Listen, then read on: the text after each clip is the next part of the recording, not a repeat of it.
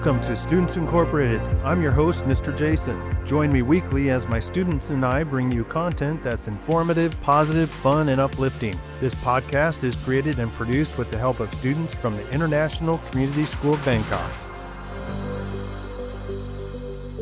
Hello and welcome back to the podcast. I'm your host, Mr. Jason, and joining me today are co-hosts James and Dorcas, aka Midnight.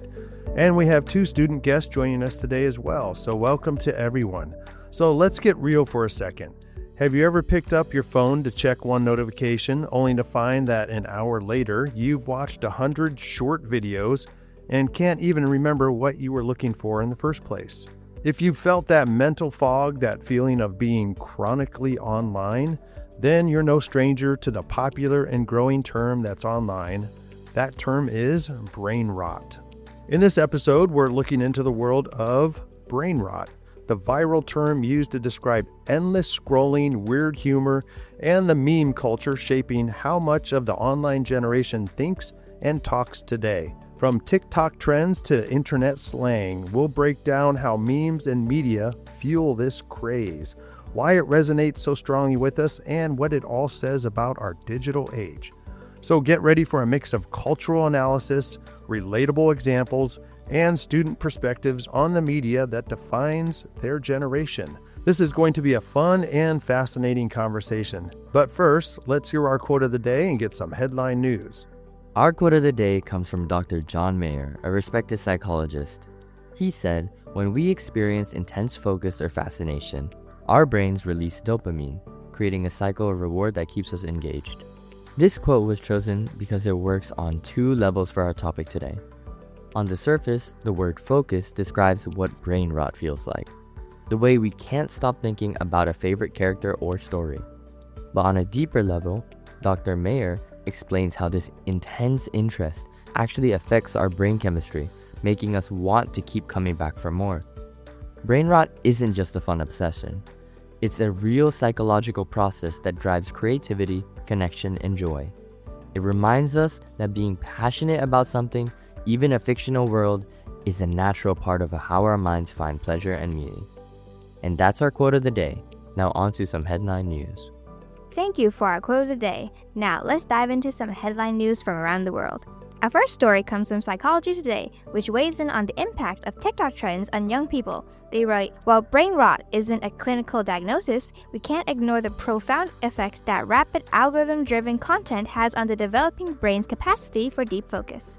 This article gathers opinions from child psychologists who are debating whether it is a real neurological concern or just the latest moral panic about new media. Next up, an article from Forbes looks at how this is affecting the workplace. It notes, "We're seeing a fundamental shift. The challenge for leaders is no longer just managing time, but managing attention itself in an economy of distraction." The piece argues that companies are now having to rethink productivity for a workforce that has been trained for 15-second content cycles. And finally, a report from Edutopia highlights how schools are trying to tackle the problem head-on. An educator in the report states, "We realize we can't just ban the technology. We have to give students the mental tools to navigate it. We're essentially teaching them to be mindful consumers of information, not just passive scrollers." This story covers the new digital literacy and mindfulness programs being rolled out in schools to help students practice sustained focus. And that's our headline news from around the world. And we are back. I'm here with James, Midnight, and our student guest, Pun and Proud, to break down the phenomenon of brain rot. In my introduction, I offered a general definition of brain rot, this idea of endless scrolling and internet-heavy humor. But I'd love to hear from you guys directly. Pun, when you hear the term brain rot, does that definition resonate with you? What does it mean in your daily life? Yeah, definitely. For me, it's not just the scrolling, it's the language. It's when you've spent so much time online that the inside jokes from TikTok or memes start showing up in how you talk. It's using terms like skibbity or Rizz and having them make perfect sense to your friends but completely nonsensical to anyone else. It's like your brain is just full of references to things that only exist online. That's a great point. The language aspect is huge. How about you, Proud? What comes to your mind? I agree with Pun on the language, but for me, it's also the feeling of it. It's that mental fog you mentioned. It's when I realize I've been watching YouTube shorts for 45 minutes and my brain feels slow. It needs a moment to reboot. The videos are so fast and random that my thoughts feel scattered afterwards, and it's hard to focus on something complex, like starting my homework. So it's both an external culture and an internal feeling. Let's look into the content itself. Is all brain rot the same? For example, is there a difference between a simple, absurd meme trend versus the really deep, complex lore you might find in a fandom or a video game community? Pun, what do you think? Oh, there's a huge difference. There are levels to it. Like, level 1 is the surface level stuff, the random, soundbite driven memes that are funny for a week and then disappear. It's low effort, high reward humor. But then you have the deeper stuff, the lore. It could be about a niche web series, a video game, or even a creator's running gags. Understanding that requires history. You have to have been there to get the joke. That kind of content feels less like rot, and more like being part of a subculture. It's rewarding in a different way. Hello, my friends. Minna here. Yeah, the idea of subculture is really interesting. You mentioned it's kind of like an inside joke. Does that shared language and understanding create a strong sense of community, or can it be isolating? Do you ever feel like you're in a bubble and it's like hard to connect with people, or even like older family members who aren't in on that joke? It's definitely both. The community is real. Finding people who understand a super niche reference is an amazing feeling. It's how a lot of online friendship starts. But it can be isolating in the real world. I definitely made a reference to a meme in a conversation with my parents and just gotten a completely blank stare. It's not that I can't talk to them, but it's highlighting a big part of my cultural world is totally invisible to them. It can feel like you're speaking to a different language. For sure. That experience you're both describing ties back to the psychology of it all. Proud, you mentioned the mental fog, and fun, you talked about the low-effort, high-reward humor. It makes me think about the quote I shared from Dr. Mayer about the brain's dopamine cycle. Does consuming this type of media feel like you're actively seeking the reward that he mentioned? Like you're hunting for that funny video? Or is it more of a passive, almost mindless habit that you just fall into? I think it starts as a hunt. You're looking for something entertaining, but after a while, the algorithm is so good that you don't even have to hunt anymore. You can just swipe and the next thing is already there. It becomes passive very quickly, and that's when you lose track of time. That leads to an interesting thought I have. If you're constantly being fed this content, do you find that your brain adapts to it? Does the content have to become weirder, faster, or more shocking to get that same level of laugh or hold your attention? Is there a kind of desensitization effect? I think so. A meme that was hilarious 6 months ago can be seen boring now. The pace of trends is incredibly fast. Something is popular for a week and then everyone moves on. And to stand out, new content often has to be more absurd or chaotic. It's like a constant escalation of weirdness, and you get used to that level of stimulation. A slow, quiet video can feel jarring after that. That escalation is exactly what the Psychology Today article I found was concerned about. The impact on the developing brain. It questions whether brain rot is a genuine neurological concern or is it just the latest moral panic. From your guys' point of view, do you think the concern for psychologists and parents is justified? Or do you think it's just like an overreaction to your generation's culture? I think it's a little of both. The concern of how attention spans is real. I see it in myself and my friends when we have to read a book for class. It feels harder to stay focused for long periods. But at the same time, I think adults sometimes miss the good parts. The memes and trends are a huge source of creativity and connection for us. It's how we build community. So calling it rot feels a bit harsh, like they're dismissing the entire culture behind it. I think that's a crucial point. Historically, older generations have always been worried about new media. They said it about rock and roll, video games, and even the novel. Do you see this as just a 21st century version of that same panic, or does something about the algorithm, the speed, and the personalization of it feel fundamentally different this time? Yeah, it feels different. With old media like TV, everyone was mostly watching the same few things. But with algorithms, everyone's experience is unique. My For You page is completely different from Proud. The personalization makes it way more powerful and maybe a little more dangerous. The app knows exactly what will keep you watching. This is a level of influence that older media never had. It's not just a broadcast, it's a conversation between you and a machine designed to hold your attention. That's a powerful way to put it. It reminds me of the Forbes article about the attention economy. It basically argues that in the modern world, the most valuable resource is human attention. Does it ever feel like you're in a battle for your own focus and that these apps are designed to win that battle? All the time. I actively have to put my phone in another room to get work done. I use app timers. It's a conscious effort to reclaim my own focus. So yes, it absolutely feels like a battle sometimes, and you don't always have to win. That's a great place to pause. We've gone from defining brain rot to unpacking its social dynamics, its psychological hooks, and the powerful role of the algorithm. It's clear this is a complex issue with no easy answers. When we come back from the break, I want to dive deeper into the real-world consequences you've both touched on, the good and the bad, that we're seeing in schools, our relationships, and even the workplace. All right, we'll be right back after this short PSA announcement. 1, 2, 3, 4. Hello, my friends. We're taking a quick pause from our conversation for a public service announcement about the very topic we're discussing today. Every year, the Oxford University Press chooses a single word of the year. It is a word or expression that is judged to reflect the vibe of the past 12 months. In 2022, it was Goblin Mode. In 2023, it was Rizz. And in 2024, Oxford's word of the year was brain rot. This term describes a perceived decline in mental and intellectual ability due to the excessive consumption of low-quality online content, especially from social media platforms like TikTok, and can also refer to slang words and memes that emerge from this online culture. Let that sink in. Of all the words that define our global conversation, in politics, technology, and culture, the one that rose to the top was a slang term for feeling being overstimulated and chronically online. This tells us that this isn't just a niche internet joke, it is a widespread cultural experience.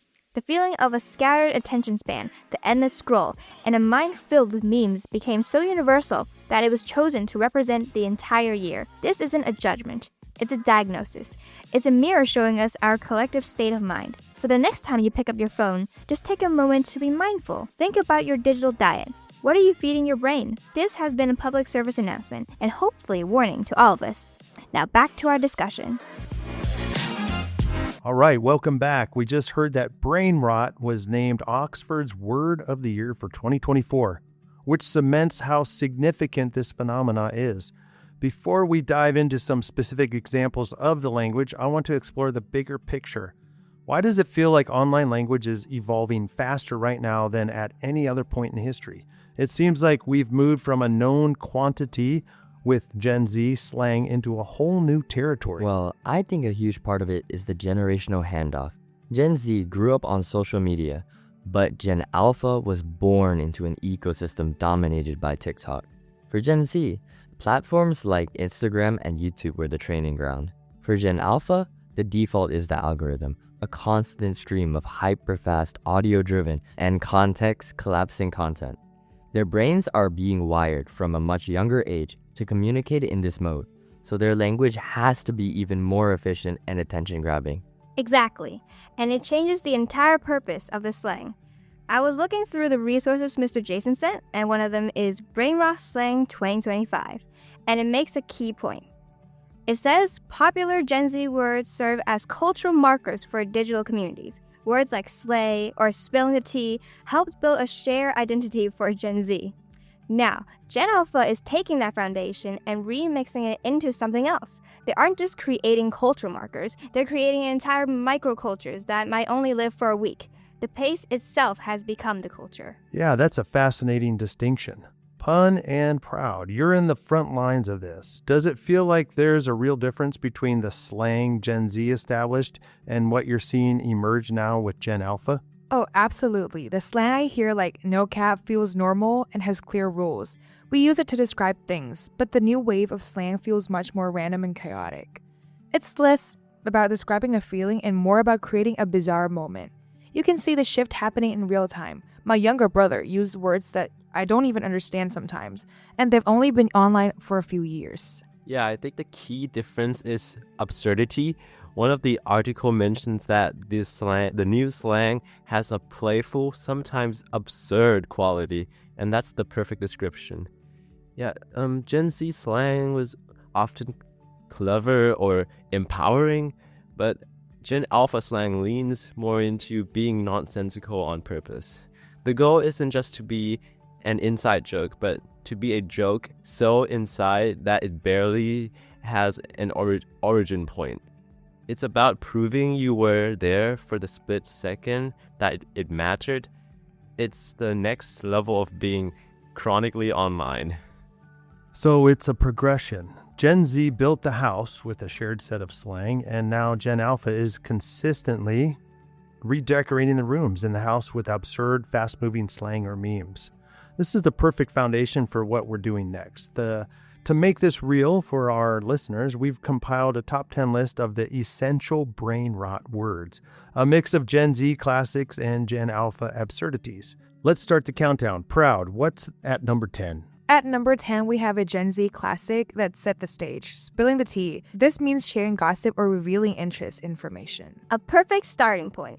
It's foundational and it shows how online conversations about drama became normalized. All right, Pun, what's next at number 9? All right, at number 9 is another Gen Z pillar. Slay. It's a term of empowerment used when someone does something exceptionally well. Okay, for number 8, we have cringe. This describes something so awkwardly embarrassing that you feel it for the other person. All right, the Ultimate Gen Z Slang Guide article listed cringe as a core term. It's the word we use to police the boundaries of what's socially acceptable online. Pun, what's number 7? Coming up in at number 7 is no cap. Simple, it means no lie or for real. It's a stamp of authenticity. For number 6, we've got bussin', which is almost exclusively for describing delicious food. For real though, have you heard anybody actually say this word while eating? Okay, so there's a song from Stray Kids, and it's called Super Bowl, and it's from the album 5 Star, and that word has appeared more than once. For example, one of them is, the lyrics is, "Our dish here so bussin'." So yeah. Okay, there's bussin' for you. All right, halfway done here. What's number 5 on our top 10 slang words? Pun, this one is probably my favorite. Okay, at number 5 is goblin mode. Oxford's 2022 word of the year. It's the rejection of social pressure, embracing a lazy, self-indulgent state. Wow. Well, this slang word is a direct reaction to the highly curated, perfect aesthetic of early Instagram. A very Gen Z move. According to our research, goblin mode is a way that means to reject social norms and disregard expectations for neatness and productivity. This is often promoted online and can be represented by staying in your pajamas, eating unhealthy snacks, and letting certain physical standards slip. Some suggest it was a reaction to the pandemic. Others suggest that is a counterpoint to the highly curated and perfect aesthetic standards often found online by influencers. So, word of advice, don't go into goblin mode at school. Okay, what's next? Number 4 is Oxford's 2023 word of the year, Rizz. It's short for charisma and describing the idea of having natural charm without having to try. Now, moving on to number 3. Yes, number 3. This is where things start getting weirder. Number 3 is Delulu. This is a short for delusional. It's about embracing unrealistic fantasies as a coping mechanism. I love this. The phrase is Delulu is the solulu, the solution. Or delusional is the solution. This is the bridge to Gen Alpha's mindset. It's self-aware detachment from reality. Proud, what's the next one? At number 2, we have cooked, or cookin', a word with opposite meanings. If you're cooked, you're done for or finished. It's a negative thing. If you're cooking, you're in the zone, or you're doing great things. It's a positive thing. Context is everything with cooked and cooking. The ultimate linguistic efficiency. And finally, the number 1 brain rot term on our list. Pun, what is it?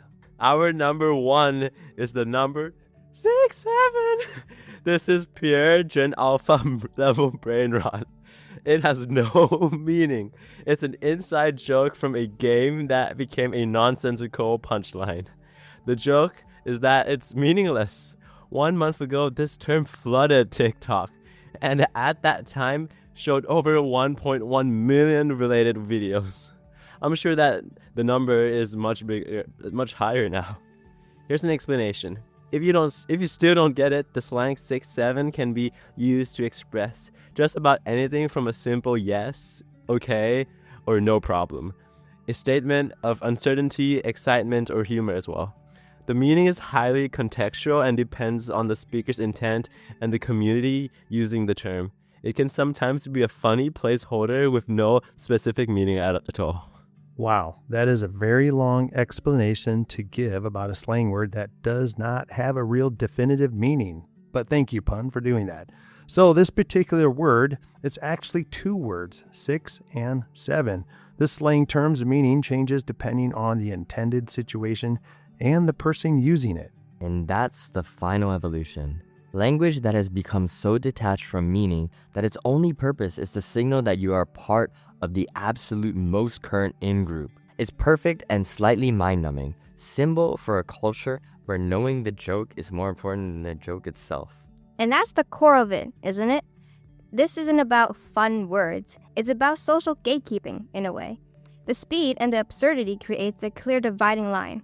Those who know, and those who don't are made to feel like outsiders. It's like an invisible wall. And if you have to ask what 6-7 means, you've just proven you're on the other side of it. I see that, but I don't think it's intentionally malicious. It's less about actively excluding people and more about quickly finding your own community. The internet is huge and anonymous. Using the slang is like setting up a flare. The people who get it are the people who will get you. It's a filter to finding your own people in group. Oh yeah, that's so real. It's like a digital secret handshake in a world where everyone can see everything. Having a language that only a specific niche group understands creates a private space. The exclusion isn't the goal, but it's a necessary byproduct of creating a sense of belonging and identity in a very loud public world. Yeah, and I think that perfectly captures the complexity of this topic. It's a cultural marker, but it's also a communication barrier. It's a creative outlet that also functions as a social filter, creating these distinct in-groups and out-groups. We've journeyed from the psychological drivers of this rapid linguistic evolution to a very real generational shift. And this list has shown us how it all works in practice. What might seem like nonsensical brain rot on the surface is actually a deeply human response to our hyper-digital world, a reflection of how we build identity, find belonging, and decide who gets to be on the inside, whether it's intentional or not. Our top 10 list took us from mainstream terms like slay all the way to the pure mind-numbing absurdity of 6-7. It really proves that what might seem like nonsensical brain rot on the surface is actually a deeply human response to our hyper-digital world, a reflection of how we build identity, find belonging, and play with the very fabric of communication. Language is a cultural marker, and the speed of its evolution is a gatekeeping tool for those who can keep up and those who can't keep up. Anyways, it's time to put the fries in the bag, and hopefully you felt like we were able to give you the 411 on 6-7. So thank you for sticking around to the end.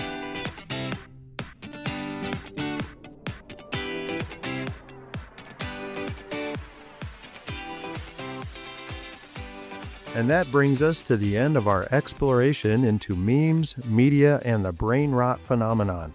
Thanks to my co-host and student guest for joining us on this episode today. We've discussed how the term brain rot went from niche internet slang to Oxford's Word of the Year, and the fact that there is now a term attached to the consumption of low-value online content that doesn't really add any real value to your life. We've looked at the psychology that keeps us scrolling, and we've seen how this fast-paced language is a creative playground for a new generation.